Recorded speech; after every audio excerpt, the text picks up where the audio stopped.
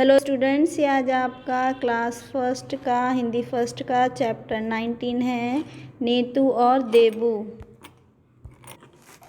तो बच्चों, इस लेसन में बताया गया है कि बेईमान व्यक्ति को चतुराई से सबक सिखाना चाहिए और इस पाठ में बच्चों एक ही मात्रा वाले शब्दों का ज़्यादा प्रयोग किया गया है। तो चलिए इसे हम पढ़ते हैं।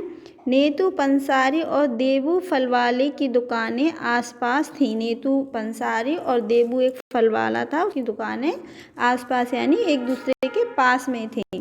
एक बार नीतू पंसारी ने देबू फलवाले से उसका तराजू और बाट उधार लिए। तो एक बार जो नीतू पंसारी था उसने फलवाले से उसके तराजू और बाट उधार लिए, लेकिन काम हो जाने के बाद भी नीतू ने देबू की तराजू और बाट वापस नहीं लौटाए।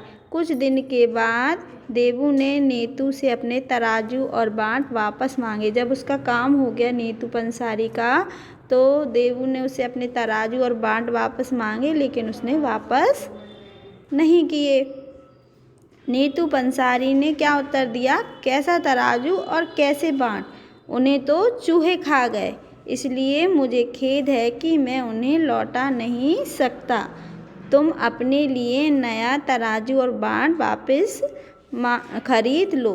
जब देबू ने उससे अपने तराजू और बाट मांगे तो उसने क्या कहा? कैसे तराजू कैसी बाट? उन्हें तो चूहे खा गए, क्योंकि उसके मन में धोखा आ गया था कि उसे बाट और तराजू वापस नहीं लौटाने थे। और उसने कहा, मुझे खेद यानी दुख है कि मैं उन्हें तुम्हें वापस नहीं लौटा सकता और तुम नए तराजू और बाट खरीद लो।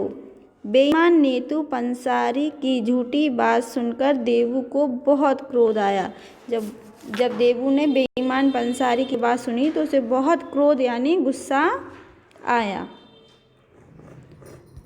परंतु उसने क्रोध को दबाते हुए कहा, कोई बात नहीं, इसमें तुम्हारा दोष नहीं है, मेरा भाग्य ही खराब है।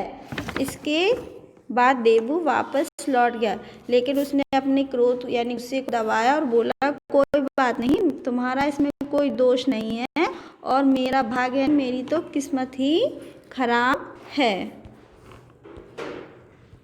कुछ समय बीता।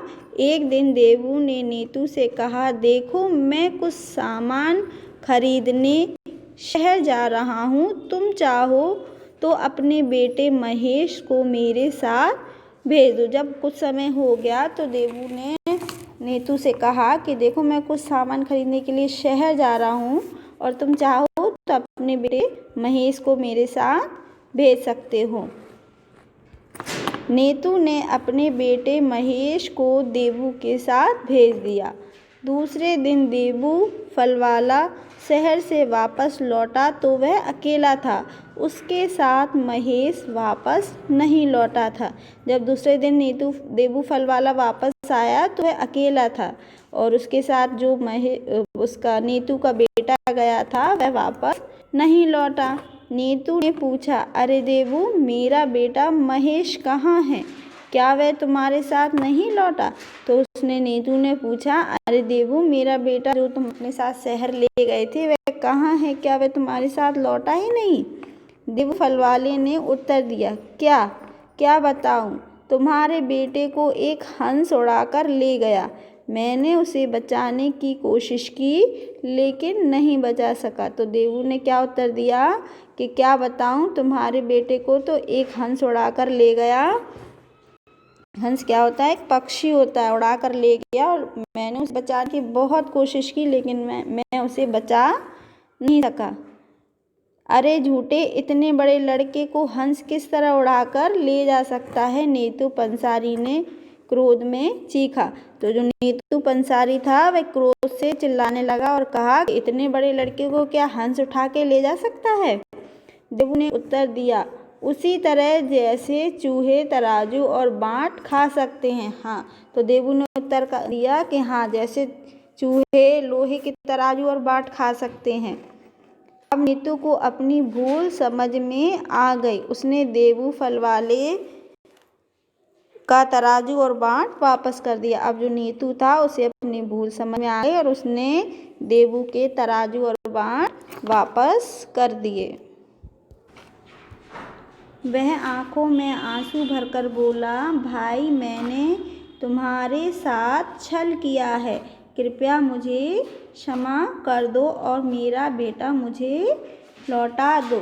तो नीतू पंसारी की आंखों में आंसू आकर बोला, भाई किससे? फल वाले से बोला, भाई मैंने तुम्हारे साथ छल यानी धोखा किया है और कृपया मुझे क्षमा यानी कि माफ़ कर दो और मेरा जो बेटा महेश है उसे मुझे वापस लौटा दो।